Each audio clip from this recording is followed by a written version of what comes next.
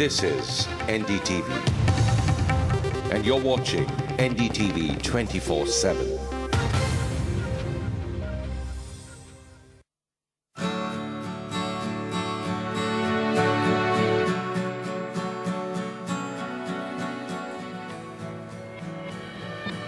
On the face of it, some say they have the world at their feet. Good looks, good money, a jet-setter's lifestyle very often, forays into films also, and faces that really sell 1,000 products. But behind the glitz and glamour, there may be a lot we don't see, or worse still, brushed under the carpet.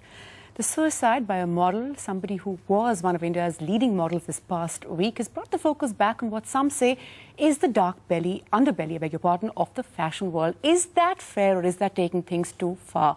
Well, over the next half an hour, join us as we try and look at the various aspects of just what's going on, and is it time to sit up and take stock of what's happening all around us. Joining us now, a special panel, Ravi Bajaj, the fashion designer, with us in the studio. Malvika, Tiwari, model and actor, here with us, is Laxmi, Rana, one of the country's leading models currently, and Ruchika Mehta, editor, Hello Magazine. Thanks all so much for being with us. Laxmi, to you first. You've sort of been a part of this world. There's so many youngsters out there who perhaps see you and say, you know, I wish we were there. I wish we were living the kind of lifestyle that she is leading. When you read things or hear things like, you know, depression, loneliness, so on and so forth, when they talk about the fashion world, do you say, yes, I identify with it, it comes with the job, but you have to, hey, it could happen to anybody? Well, yes, there is a certain amount of stress levels which is there in every profession. But to answer your question, I would like to say that, you know, let's compare the stress levels that is there in modeling or being a model to, for example, the stress levels that the diplomatic corps goes through while mending fences with its neighbors, or what the paramilitary goes through while, you know, dealing with the Maoists, or what the army goes through while dealing with insurgency. And for example, what even journalists like you go through to, you know, to submit a story in time so that it comes out in the media or on the TV the next day.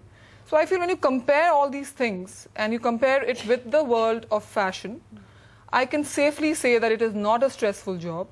It is a very individualistic thing. Stress is it's something which is very inherent to a human being's personality. Right. You know, it depends upon you, how you handle, and what threshold do you have for ambition and for pain bearing or whatever. It's a personality thing. You're already saying, and you've just got to learn to deal with it. Yes.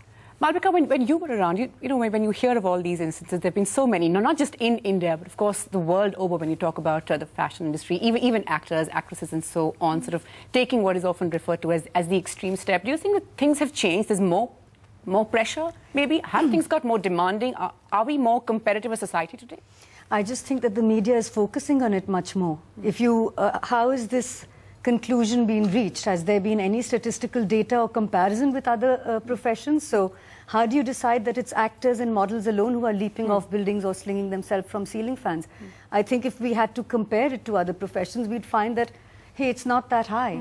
You know, so it's only because of the salacious nature of the media and the kind of TRPs that you can get that this becomes a huge issue. But it's not, supposing we don't just focus on the fashion world, don't just focus, of course, loneliness, depression can happen to anyone in any field, at any stage of their lifestyles. Yeah. Do you believe that there's something that as a society in the 21st century, we're not taking note of? Irrespective of which field it's happening. I just think that people are just getting far more obsessive about what they want to do. It's like when we were modeling in the 80s, it was what we did and we paid the bills with it, and, you know, that was our day job. It wasn't our raison d'etre, as it has become today, you know, and so if we can't be that, we are nothing, you know. That was not the way we thought. Tuba.com,